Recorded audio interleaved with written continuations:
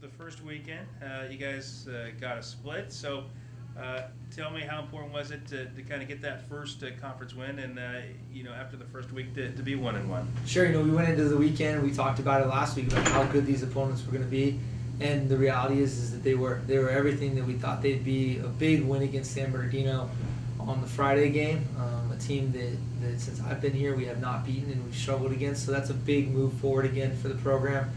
And then Cal Poly, we let one slip away. I don't think that anybody's going to pretend like we don't have a really bad taste in our mouth from that. It adds to the bad taste in our mouth from the end of last season. Up 1-0 with 30 minutes left, and we give up 10 corners in the second half, 13 total in the final period, including overtime, and it's just not good enough. And that's us learning how to see out games. It's them putting good pressure on us. But at the end of the day, a win, a split, gets us continuing in the right direction. And it's a win that we didn't have last year.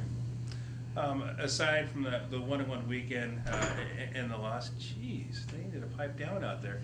Aside from that, what do you see on the field? Do you guys continue to kind of see improvement in just the things that you'd like to see out of your squad? Sure. You look at this weekend in a 4-goal production this weekend from us, and that's one of the larger productions we've had in a weekend. And you look at that, and that's exciting to see.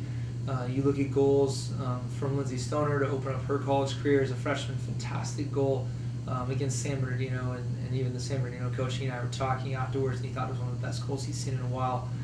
So to come from a young player is exciting. Alex Jenkins had a phenomenal performance that day, 2 goals and an assist. And then you look at the follow-up, an assist for Jackie Dompierre against Cal Poly, and another really well-taken goal by Bridget Taylor. So you look at the goals that are being scored, high quality goals. They're not fluky goals, they're not weird.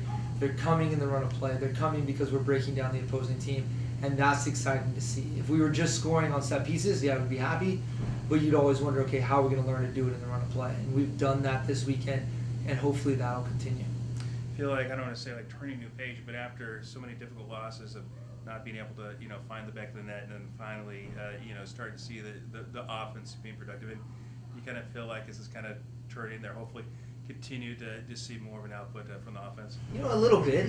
It's always nice to be home. I think first and foremost, that's the important thing to recognize is we are at home. We don't have to deal with travel. We don't have to deal with the opposing team's fans and all the different dynamics that come with that.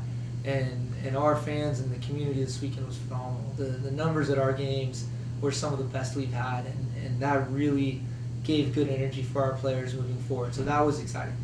But yeah, like I said, we scored 4 goals, good offense, good playing, very good possession, and with the exception of about a 20-minute period over the weekend, we dominated the play. So we're moving in a really positive direction. The trouble was always going to be consistency with the young group.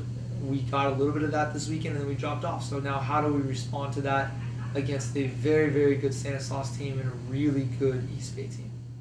As you guys get ready for the matchup, how do you think you guys will respond? I think we'll respond the same way that we have the whole time. We're going to come out, and our girls know one way, and that's straightforward. And that's what's really exciting about this group is they don't look back. They really don't care what happened the day before and even the moment before. They move forward in a very clear direction, and that's something that's fun to see. We're going to go out, we're going to press, we're going to play hard soccer the way that we have, and we should be able to get some results this weekend, hopefully. And results this weekend will be massive.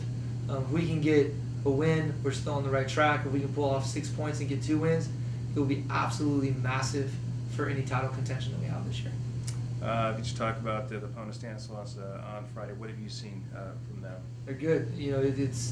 As you get into the conference, and now this being the 4th season for me, you start to expect certain things from them and from everybody in the conference. You start to understand what each coach is looking to do, and they're very much the way they always are. Incredibly athletic, incredibly fast. Their ability to move the ball through the midfield and get the ball in behind is going to be a massive challenge for us with such a young back line that we have. But the reality is we can match them for speed, we can match them for technical ability, and we can match them tactically, and it's going to be whose tactics win out. And for me, Gabe, their coach, is one of the better ones in the conference. He's a good friend of mine, so it's going to be a lot of fun.